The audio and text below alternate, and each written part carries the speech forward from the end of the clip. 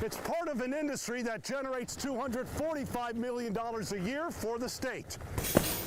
Now, boxing is a great physical workout, but another goal of the academy is to strengthen the minds of its students. Lacrosse can best be described as hockey on grass, which is the goal of organizers. Bartlett at Chugiak in a matchup of Chugach Conference rivals tonight. Bartlett tried to remain undefeated, while the Mustangs went after their second straight win. Will make that their first win of the season. You see, Chugiak has forfeited last week's victory over Wasilla after a Mustangs player spent extra time on the field. The Alaska School Activities Association told us tonight the player took part in too many quarters during the varsity and JV games. That violated the rules. Meanwhile, senior night at Chugiak, but Bartlett played spoiler early and often. Golden Bears' first play of the game. Elijah Lear gets the ball, finds a gap, couple of nice moves. Next stop, the end zone. Bartlett up just like that, 7-0. Not done yet. On the very next series, DeMario Moore takes the handoff, gets to the outside. He's also untouched. 13-0 Golden Bears at this point. They lead 27-0 after one, 48-0 at the half. Bartlett remains perfect and the state's top-ranked team in Division I with the 73-13 blowout victory. Taking a look at other scores, Colony bounces back from last week's loss at Bartlett. The Knights hold on to beat West 24-19. It's the Eagles' third straight loss. Meanwhile, Houston picks up its fourth straight win of the season as the Hawks travel to Ketchikan and hand the Kings their first loss of the year, 22-20. Kodiak defeats Lathrop at home 20-12, while Palmer travels up north and has no trouble with North Pole. Moose rout the Patriots 43-6. And a late score just came in moments ago. Barrow takes care of Reddington 33-6. Speaking of North Pole, it looks like the Patriots will be without their head coach for a while. The Fairbanks Newsminer reports head coach Dennis DeVinny has been placed on administrative leave by the North Star Borough School District. Investigators are looking into allegations made against the coach, but have not said what they are. DeVinny is in his third season at the helm. Diamond C team lost to East Wednesday night in the Lynx' first game following a 2-week suspension, while the Anchorage School District investigates claims of abuse involving the varsity football program. The suspension also sidelined the JV and varsity teams. They return to action tomorrow, also at East. JV at 9 a.m., varsity at 2 p.m. To hockey now, Anchorage's Claire DeGeorge is one of 37 players invited to the U.S. Women's National Team Evaluation Hockey Camp September 13th through the 17th in Maine. DeGeorge currently plays at Bemidji State. Bocce ball returns to the Special Olympics Alaska Sports Health and Wellness Center this weekend. It's one of two events during the annual fall tournament.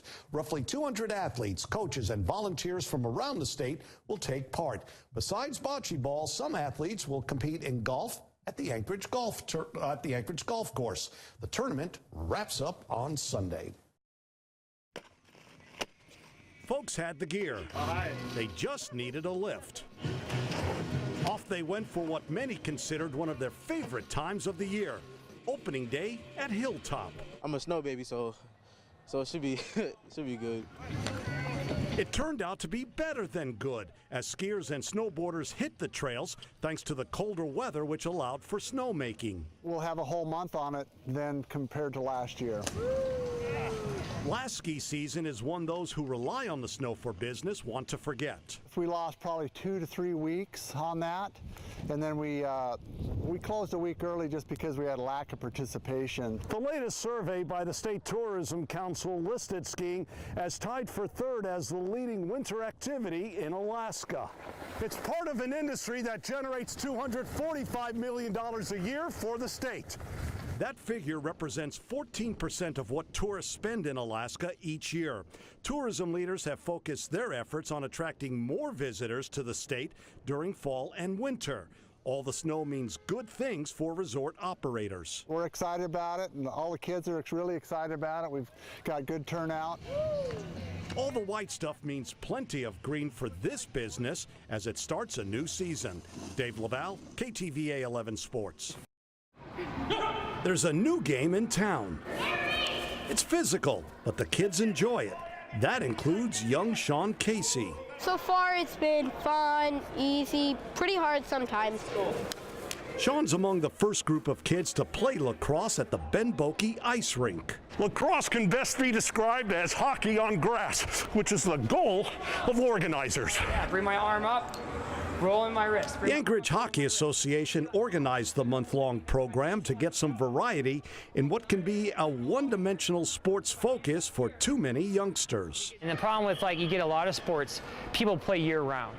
And that's not what's needed for these kids. These kids should, for us, put their hockey sticks down and pick up a lacrosse stick, because hockey and lacrosse have so many similarities, and it's just good for these kids to unplug from hockey and try something new. Remember, right? Maybe new, but lacrosse is similar to that other sport typically played in this arena. You're going like this, but you're going like this to shoot. It's fast and competitive, and Sean Casey offers one piece of advice. If you play too much, you're gonna get pulled off sweating. But what do you expect from the sport considered the fastest game on 2 feet? In Anchorage, Dave Leval, KTVA 11 Sports. Nino Delgado is good with his hands. The 19-year-old took up boxing 6 years ago. When I was in middle school, I was getting into a lot of trouble, so my parents were looking for something to put me into to keep me busy. Boxing filled the void and kept Delgado out of trouble. Delgado can thank the Alaska Boxing Academy. David Carey served as an alternate on the 2008 U.S. Olympic boxing team.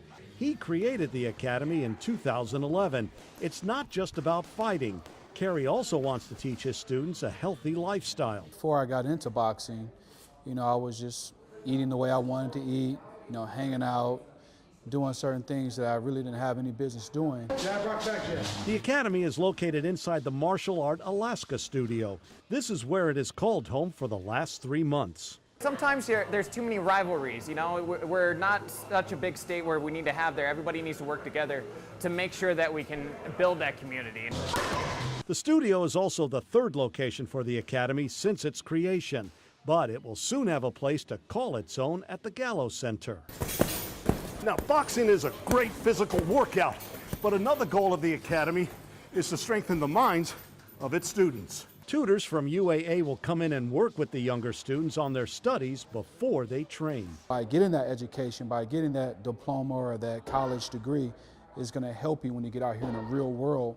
When the sweat dries and there's no more athletics to do, you have your education to fall back on. Probably not as good as I'm doing right now.